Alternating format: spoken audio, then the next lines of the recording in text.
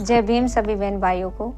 मैं आपके समाज की बेटी राधिका जोनवाल आज आपको एक नई जानकारी देने वाली हूँ।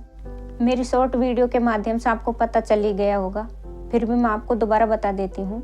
हमें अभी जानकारी मिली है कि समाज के गवर्नमेंट जॉब वाले लोग, कुछ लोग, सभी नहीं, जो बाबा साहब की मूर्ति लगवाने की बात कर रहे हैं, उनका कहना है कि हमारे पास इतना टाइम नहीं है कि हम घर घर जाके चंदा मांगे, हम जॉब करें या घर घर जाएं।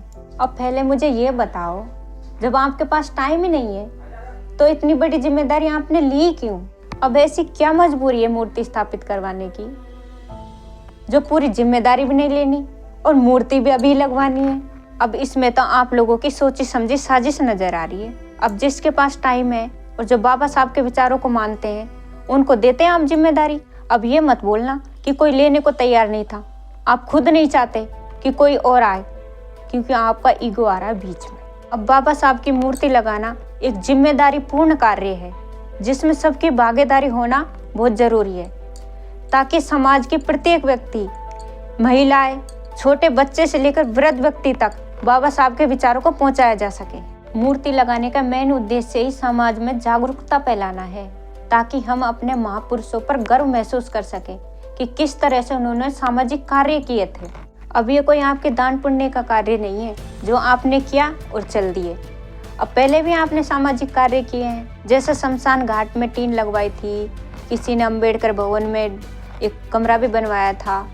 इस प्रकार से और बहुत से अच्छे कार्य हैं जो आपने किए। अब कोई चाहे तो पेड़ पौधे भी लगवा सकता है, लाइब्रेरी भी बनवा सकता है, साफ सफाई भी करवा सकता है। अब ये सब अच्छे कार्य हैं जो सामाजिक विकास के कार्यों में आते हैं। पर बाबा साहब की मूर्ति लगाना सामाजिक एकता का प्रतीक है, इसलिए इसमें समाज का हर व्यक्ति शामिल होना बहुत जरूरी है।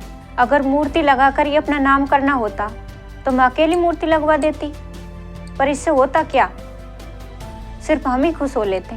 पर मूर्ति लगाने का मेन उद्देश्य क्या होता है? समाज में समानता, एकता स्थापित करना।